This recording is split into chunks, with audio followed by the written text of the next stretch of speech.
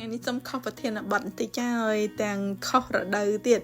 គឺថាអានេះគឺជារដូវផ្ការីកនៅស្រុកកូរ៉េសម្រាប់ម៉ាក់ដែលនៅកូរ៉េឬក៏បងប្អូនណាដែលចង់មកលេងនៅកូរ៉េហ្នឹងជាពិសេសបានមកថេចន់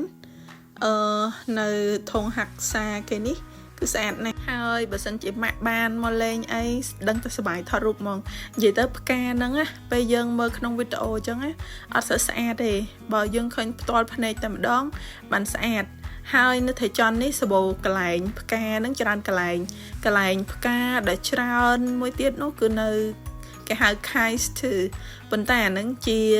សាកលវិទ្យាល័យសម្រាប់ក្មេងៗអញ្ចឹងណាហើយមនុស្សកក់កុញច្រើនមែនទែនហើយសម្រាប់កន្លែងនេះវិញរៀងទៅឆ្ងាយបន្តិចអញ្ចឹងបើសិនជាម៉ាក់ឬក៏បងប្អូនមកលេងហ្នឹងកន្លែងនេះក៏ស្អាតដែរនិយាយទៅដើរខ្ទង់2គីឡូដីហើយអត់អស់ផ្កាទេ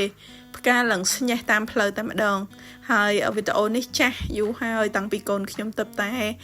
អាយុបាន1ឆ្នាំកាលនឹងនាងខ្ញុំនាំគាត់ទៅនៅថ្ងៃ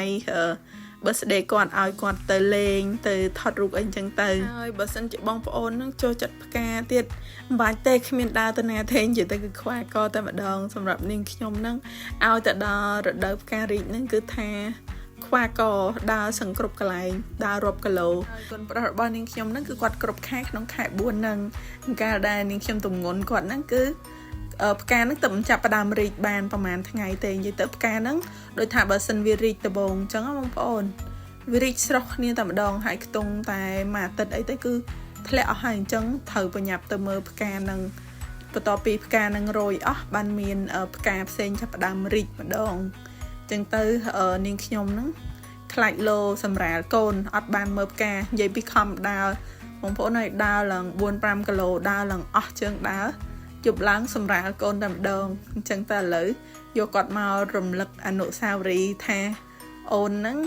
កើតដោយសារម៉ាក់ដើរមើលផ្កាច្រើនពេកដូចរបៀបថាបខំគេឲ្យកើតមកតែម្ដង